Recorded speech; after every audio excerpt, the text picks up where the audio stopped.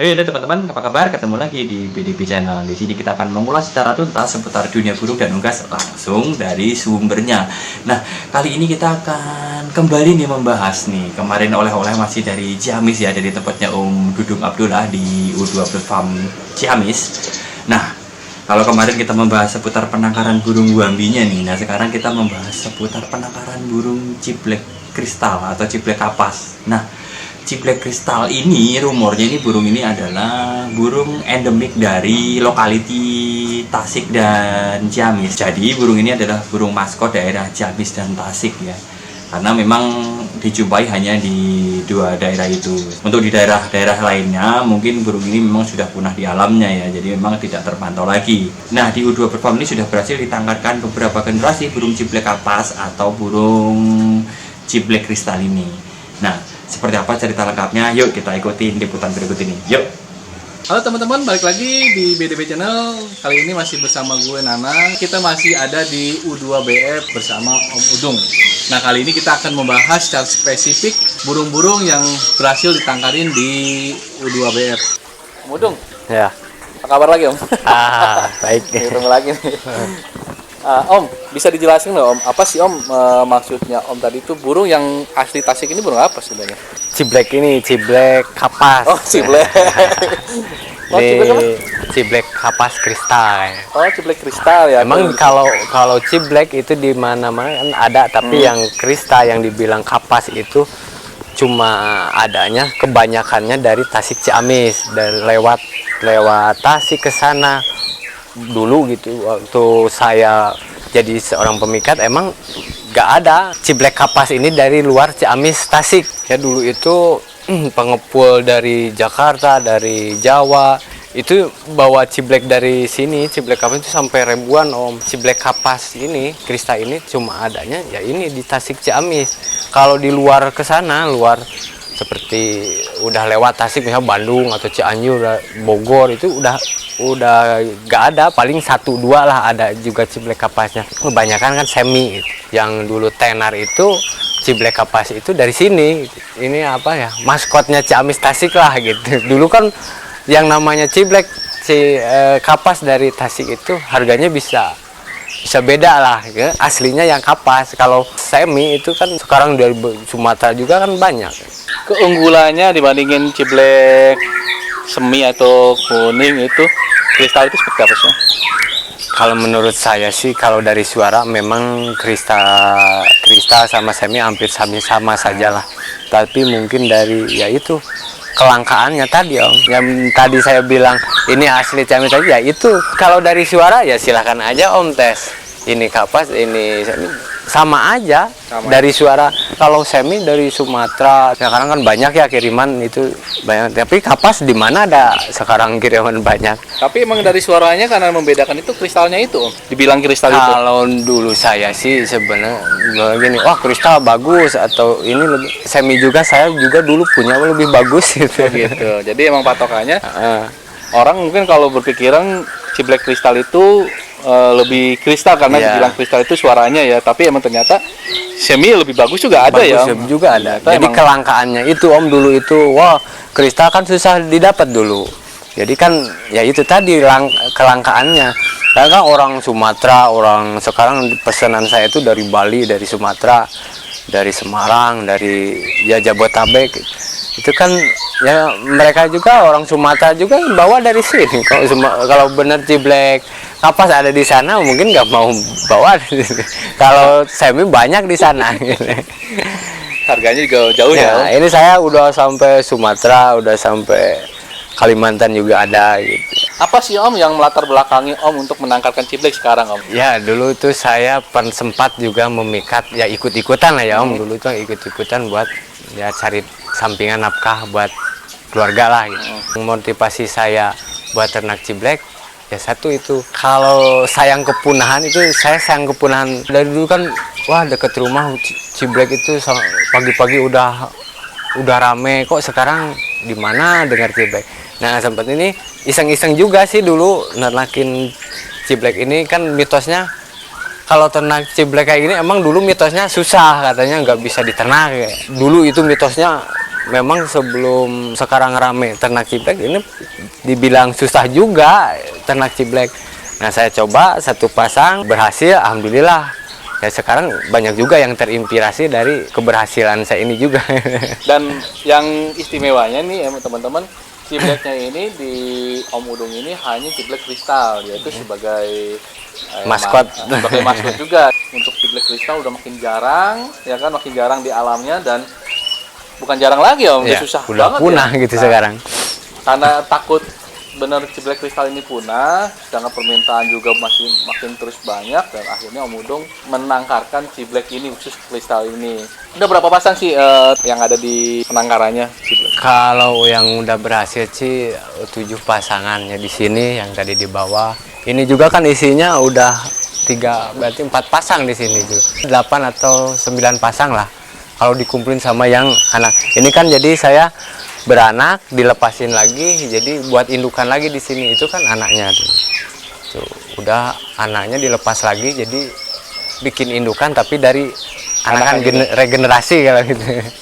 Nah, uniknya juga teman-teman, di penangkaran apiari ini Om Udung menangkarkan cibleknya, jadi bukan di kandang kotak. Tadinya emang ada di kandang kotak juga ada ya? Kalau di kandang kotak ada, di sebelah itu ada 3 pasang. 3 gitu pasang.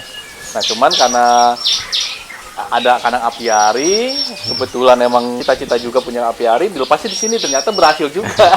Tadi telurnya kan udah ada, dan sekarang lagi masa angrem. Nah Om, kesulitannya Om untuk menangkarkan ciblek ini apa sih Om yang saat ini Om temuin Om? Kalau sulit itu bagi mungkin yang belum mencoba ya Om, yang benar-benar gak ada pengetahuan dasar ternak. Tapi bagi yang udah ada dasar ternak, misalkan Om Nanang udah punya di rumah, udah pernah coba burung kacer, atau udah burung murai, itu dasarnya sama juga, nggak ada apa ya yang dibilang sulit itu. Dasarnya itu nernak burung itu sama juga, tinggal mungkin kendalanya nunggu waktu gitu. Jadi proses ya? Proses waktunya. Jadi ada yang 3 bulan, ada yang bisa setahun, kayak saya tadi hijau itu mau berhasil juga sampai 1,5 tahun gitu. Itu kan perlu kesabaran. Tapi kalau menurut saya ciblek ini cukup mudah lah. Kalau yang teman-teman yang mau mencoba itu dibilang, kalau menurut saya itu lebih mudah lah daripada kayak hijau, kayak burung-burung lainnya, lebih mudah ciblek. Ini betina umur 5 bulan ya. Ini kalau dimasukin ke kandang itu ini bisa langsung bertelur. Oh, 5 bulan, 6 bulan bisa produksi gitu.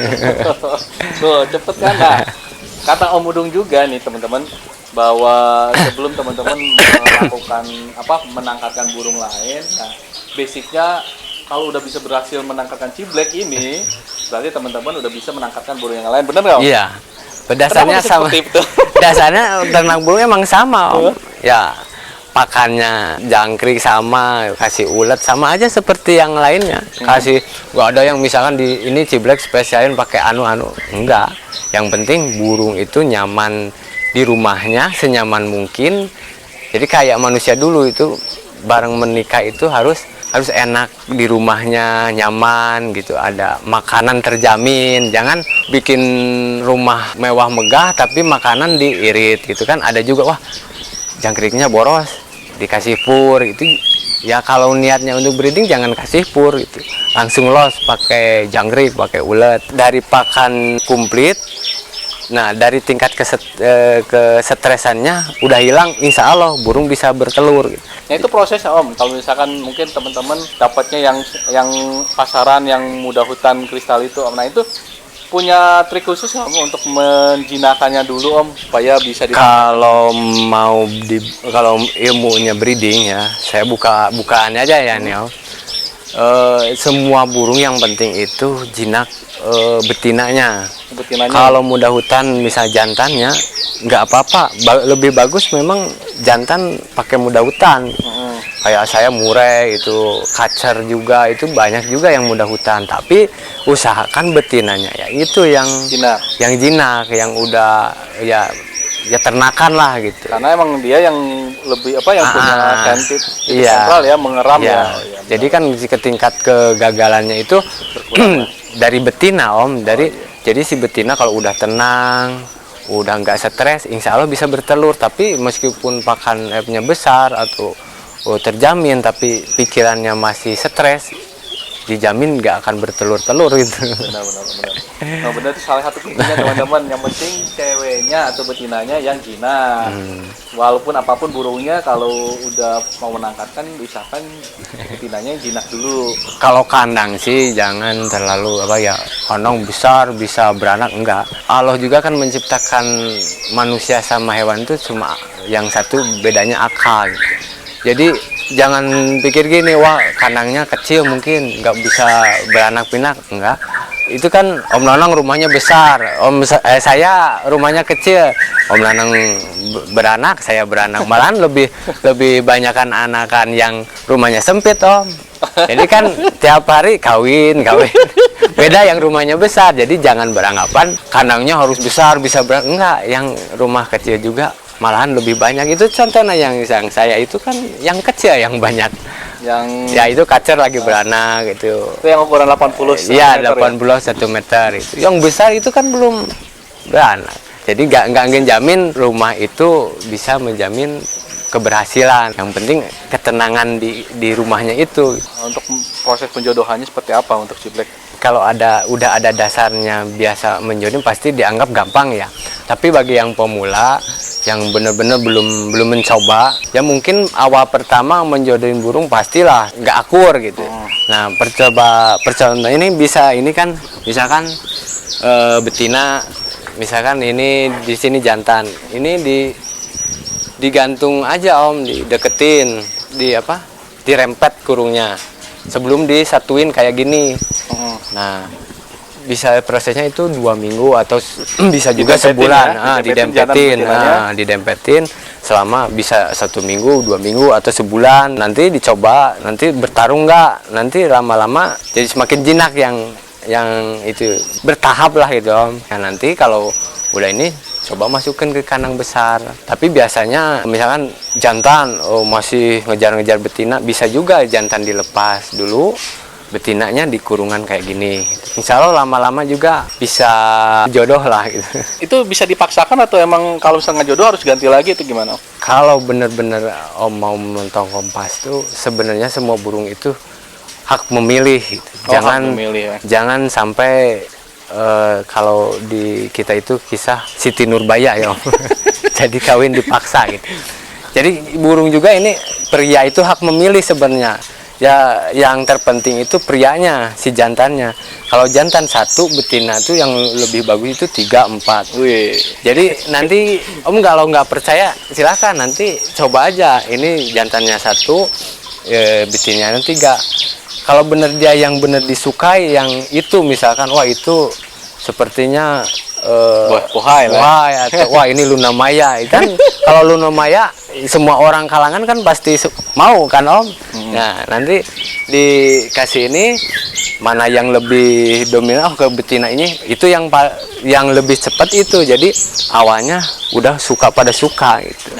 Jadi jangan dipaksa gitu. Kalau Om Nanang misalkan dijodohin sama orang tua, nah nanti kan rumah tangganya di tengah jalan pasti banyak kekacauan lah kan. Model taruh udah bisa Tapi kalau Om Nanang pilih cewek sendiri, itu udah punya ikatan hati bener-bener kan, mau susah mau sengsara siap Om Nanang nanggung.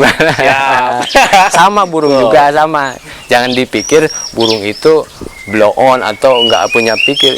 Allah itu menciptakan ciptaannya cuma satu yang pasangan ya. ya cuma satu yang dibedakan, yaitu AK gitu. Kalau misalkan emang betinanya terbatas ya mau nggak mau potong kompas ya. Ya, jadi gini juga di burung, pria itu bisa poligami, tapi ya betina nggak bisa poligami. Ini contohnya di sini kan ada cek hijau betinanya 3, ada wambi betinanya 2. Tapi kalau simpen jantan di sini besok begitu masuk bisa dibantai di sini. Jodoh memaksakan kayak Siti Nurbaya lah ya. Itu kurang bagus hasilnya. Iya. Tapi kalau misalkan emang nggak ada lagi cadangan betinanya ya mau gimana lagi Om. Yang penting diatur, mereka itu prosesnya mungkin lebih lama dibanding Yang lebih bagus suka pada suka. Tapi banyak juga kan Om yang kawin terpaksa lama-lama jadi jatuh cinta, banyak juga dari sisi kebaikannya, atau juga Om dikurung di kandang, wah awalnya nggak cinta, lama-lama daripada saya gesek-gesek di tiang mendingan kan. gesek-gesek di sini. Iya, daripada nggak ada yang lain gitu. Oke, Om Udung, setelah misalkan ini udah jodoh ya Om, Ya. tadi kan alternatifnya seperti itu. Setelah ini burung ini udah jodoh, proses selanjutnya apa Om? Dan berapa lama biasanya? Kalau udah menjodoh, yang penting itu awal beternak itu menjodoh dulu ya. Nah, menjodoh, upayakan makanannya itu jangan sampai nggak tersedia. Jadi setiap waktu ada gitu. Nah, kedua tinggal menunggu. Ya itu menunggunya. Ada yang sebulan, ada yang 3 bulan, ada 5 bulan, ada setahun. Ya itu prosesnya yang harus sabarnya itu menunggu gitu. Sakit Om menunggu. Kalau misalkan di kandang apiari kan emang udah tersedia semuanya ya Om. Nah kalau misalnya di kandang ternak biasanya yang teman-teman punya apa aja yang dipersiapkan setelah si burung ini berjodoh? Ya kalau yang berjodoh itu ya itu pakannya aja Om. Sarang harus dipersiapkan ya misalkan burung kacar gitu, sarangnya bisa dibikin kotak gitu. Kayak ciblek bisa di sarang-sarang untuk black shot itu bisa juga dicoba kayak gitu. Ya, yang setelahnya itu kalau udah pakan, sarang udah siap, ya itu tinggal menunggu gitu. Yang menunggunya itu nggak bisa wah bisa cepat sebulan 2 bulan. Insya Allah yang penting pakan selalu terjamin gitu. Biasanya ada pakan rahasia nggak Om, untuk ciblek? Kalau pakan rahasia, saya nggak ada yang dirahasiakan. Ya itu tadi juga Om Nanang kan lihat, cuma jangkrik, maggot. Paling kalau ada ulet. Upayakan jangkriknya itu kalau beli itu pakannya si jangkriknya lebih diberi pakanan yang bergizi lagi. Kan kalau jangkrik dari peternak itu bisa mengandalkan pakan pelet, pur. Nah, kita ganti, jadi bisa kasih telur, bisa kasih wortel atau sayur-sayuran, nanti kan jadi lebih bergizi lagi ke burungnya. Tadi kan Om tuh kalau yang di sini di apiari udah nelor nih, pada nelor itu setelah nelor nih Om, itu berapa lama yang kalau di apiari atau di kandang kotak beda nggak sih? Ciblek itu sama aja. Sama aja waktu ngerongnya ya? Ciblek ukurannya 15 atau 16 hari. 15 hari atau 16 hari. Nah itu Om kalau misalkan udah 15 hari dan netes nih, kalau yang di apiari dibesarin indukan atau diloloh? Kalau sekarang yang di sini itu dilepas lagi. Oh, disengaja diindukan semua ya? Bikin indukan itu semua kan. Indukan. Yang banyak itu kan anak-anaknya dia. Itu kan kalau mau menambah indukan dari yang lain itu nggak bisa akur. Oh. Itu banyak juga. Ya kayak ini kan ini bukan anaknya ini. Kalau dilepas ini bisa dibantai. Oh, dikejar ya?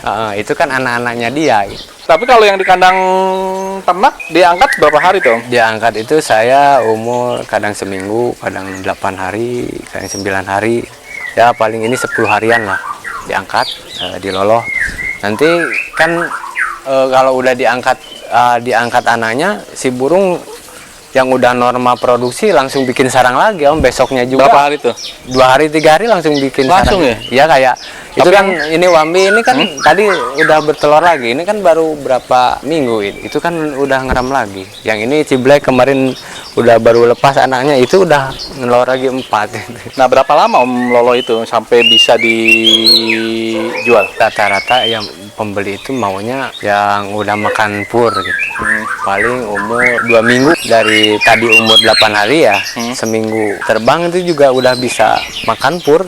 Nah, Om, pemasaran seperti apa Om untuk permintaannya untuk ciblek kristal ini, dan apakah sudah terpenuhi permintaan pasar atau belum sih? Kalau pemasaran masih luas ya dari ciblek. Saya juga banyak yang pesen nggak terladani itu, jadi Tidak terlayani ya? terlayani Terpenuhi. yang ini udah 1 bulan 2 bulan ya. Saya juga di saya ini ciblek masih sistem inden. Siapa yang inden duluan mungkin nanti saya diduluin ya. Masalah pemasaran masih luas lah sekarang, daripada ternak lakbat endemik orang lain, mendingan alternatif kita ternakin ciblek ini endemik kita lah gitu. Om Udung, apa sih harapannya ke depannya, terutama ya ciblek kristal ini Om? Harapan saya itu kalau bisa itu yang sekarang peternak murai, peternak cakrawala atau peternak-peternak besar lah, gimana dong kalau kita itu ngusahain satu peternak itu misalkan 1 pasang lah gitu. Ciblek ya? Ya, supaya ya nggak punah lah. Jangan murai sekarang atau cakrawala atau manuk dari luar seperti LB, Senger, itu kita berusaha di breeding tapi kita lupa sama endemik kita gitu. Ya, nggak ada harganya ya. Padahal sekarang udah ada harganya ya? Ya, masalah harga kan nanti bisa ya rame, mungkin nanti bisa jutaan ini juga. Oke teman-teman, sekian dulu pembahasan ciblek kristal kali ini bersama Om Udung ya. Semoga pembahasan ciblek bersama Om Udung ini bisa bermanfaat buat teman-teman dan bisa menjadi sumber inspirasi juga. Jadi buat teman-teman yang ingin menangkarkan, nih kesempatan besar ya buat teman-teman, karena potensi pasarnya masih lebar dan permintaan pasar juga masih belum tercukupi sama penangkar-penangkar seperti Om Udung ini. Oke, sekian dulu perbincangan kita kali ini. Semoga ilmu yang diberikan Om Udung bisa bermanfaat dan bisa menjadi sumber inspirasi juga. Sampai jumpa dan see ya. Nah, cukup sekian dulu teman-teman pembahasan kita kali ini. Semoga apa yang kita bahas hari ini, apa yang kita informasikan hari ini bisa membawa manfaat buat teman-teman semuanya. Dan jangan lupa untuk dukung terus channel kita ini biar kita tetap bisa eksis menghadirkan informasi-informasi seputar dunia burung dan unggas lainnya. Nah, sampai ketemu lagi di episode selanjutnya dengan topik dan pembahasan yang berbeda pula tentunya. Nah, sekian dulu ya teman-teman. Selamat sore dan siang.